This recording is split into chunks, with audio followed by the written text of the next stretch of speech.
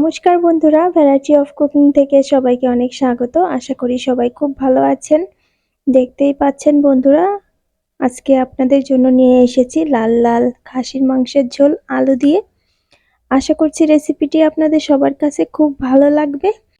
আমরা মেয়েরা যারা সংসার করি তারা মোটামুটি সবাই রান্না বান্না টুকটাক পারি।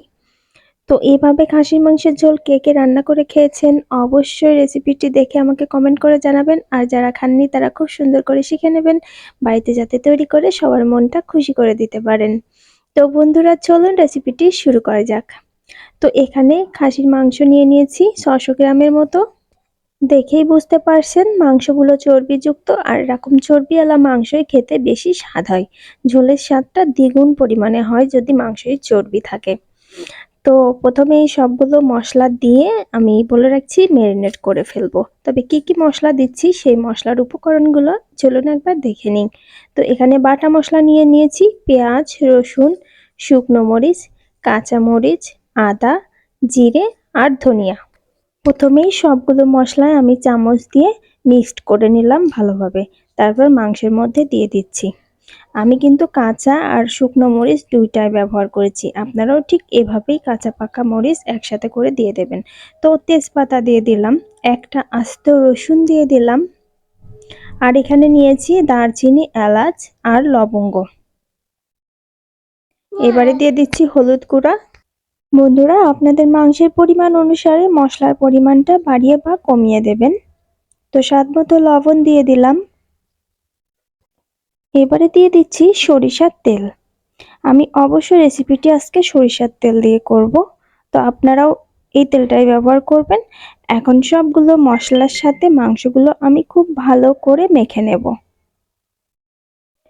একদম হাত দিয়ে ভালো করে চটকে চটকে প্রত্যেকটা মাংসের গায়ে মশলাটা ভালো করে মেখে নিচ্ছি। তো আমার মশলাটা ভালোভাবে মাংসের সাথে মেখে নেওয়া হয়ে গিয়েছে। এবারে আমি ঢাকা দিয়ে রাখবো 20 মিনিটের মতো। তো এবারে চুলায় চলে এসেছি মাংসটা ম্যারিনেট করে।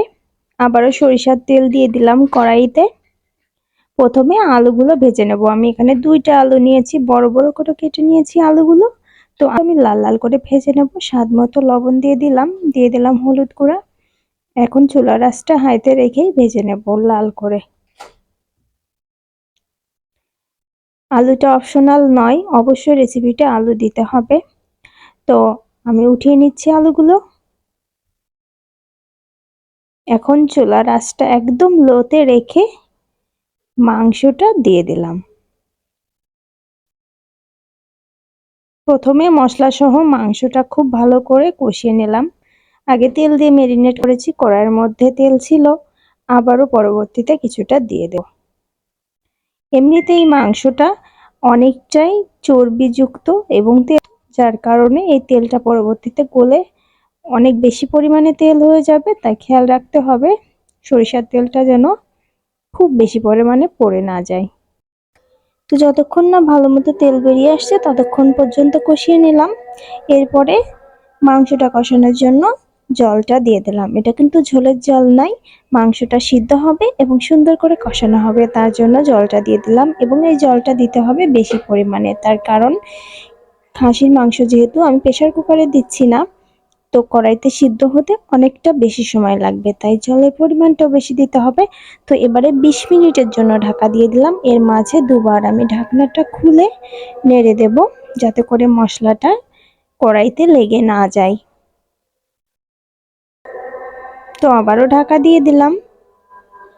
আরও একবার ঢাকনায় আমি নেড়ে দেব। আস্তে আস্তে দেখুন জলের পরিমাণটা কমে আসছে, আর সিদ্ধ সিদ্ধ মনে হচ্ছে, যেন সিদ্ধ অনেকটাই সিদ্ধ হয়ে গিয়েছে। এ পর্যায়ে আর ঢাকা দেব না।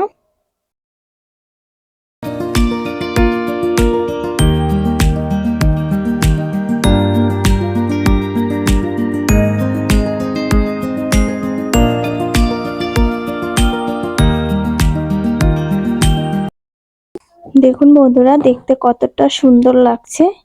তেলটা কিন্তু অনেকটাই গলে গিয়েছে, মাংসের সাথে যে চর্বি ছিল অনেকটাই গলে গিয়েছে, যার জন্য বেশি তেল তেল মনে হচ্ছে। কালারটা অনেক সুন্দর এসেছে। এই রসুনটা আমি কষানোর জলটা দেওয়ার আগে উঠিয়ে রেখেছিলাম যাতে করে বেশি গলে না যায়, তো সেই রসুনটা এখন আবার দিয়ে দিলাম। যতক্ষণ না খুব ভালো মতো দিয়ে আসছে ততক্ষণই কষাতে হবে, ঝোল থেকে গেলে কিন্তু মাংসের স্বাদটা ভালো হবে না। তো আলুগুলোও দিয়ে দিয়েছি। তো এবারে দেখুন তেল কিন্তু পুরোটা বেরিয়ে এসেছে একদম, ঠিক তখনই আমি ঝোলের জলটা দিয়ে দিলাম। মাংসটা কিন্তু আমি দেখে নিয়েছি খুব ভালো মতো সিদ্ধ হয়েছে, একদম 90% সিদ্ধ হয়ে গিয়েছে। যেহেতু আমার একটা বাচ্চা মেয়ে আছে তাই আমি একটু ভালো করে সময় নিয়ে রান্না করি যাতে করে ভালো মতো সিদ্ধ হয়ে যায়। তো আমার ঝোলটা ফুটছে, একদম টকবক করে ঝোলটা ফুটছে। বন্ধুরা রেসিপিটি দেখতে দেখতে একটা লাইক দিয়ে দেবেন, আর সম্পূর্ণ ভিডিওটি দেখবার পর রেসিপিটি যদি আপনাদের কাছে ভালো লাগে তাহলে অবশ্যই চ্যানেলটিকে সাবস্ক্রাইব করে পাশে থাকবেন এবং পাশে থাকা বেল আইকনে ক্লিক করবেন যাতে করে আমার রান্নার নোটিফিকেশন আপনাদের কাছে পৌঁছে যায়। তো আমি কিন্তু একটু মাংসের ঝোল ঝোল রাখবো যেহেতু আলু দিয়ে রান্না করছি, আর অবশ্যই ঝোলটা পাতলা হবে, কালারটা সুন্দর আসবে, একটু ঝোল ঝোল রাখবো।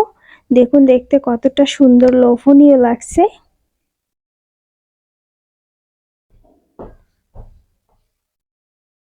অনেকটাই ঝোল কমে এসেছে। ঠিক এ সময়ে আমি 1 চামচের একটু কম গরম মশলার গুঁড়ো দিয়ে দিলাম, 1/2 চামচের একটু বেশি গরম মশলার গুঁড়ো দিয়ে দিলাম, দিয়ে ভালো করে নেড়ে দিচ্ছি। এই যে পরিমাণে ঝোলটা দেখছেন, ঠান্ডা হবার পর আর একটু ঝোল কমে যাবে।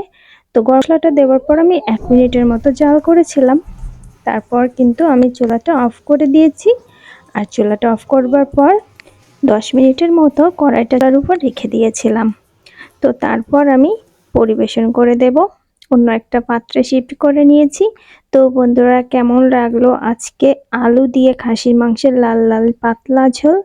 আশা করি রেসিপিটি আপনাদের সবার কাছে খুব ভালো লেগেছে। আর কেমন লেগেছে তা অবশ্যই জানাবেন এবং বাড়িতে এভাবে একবার খাসির মাংস রান্না করে দেখবেন, সবার মন ভরে যাবে।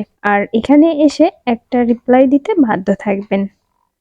তো বন্ধুরা ভালো থাকবেন সবাই, এরকমই সুন্দর সুন্দর রেসিপি নিয়ে আপনাদের মাঝে হাজির হয়ে যাব ভ্যারাইটি অফ কুকিং থেকে। ততক্ষণ সবাই ভালো থাকবেন, ধন্যবাদ সবাইকে, টাটা।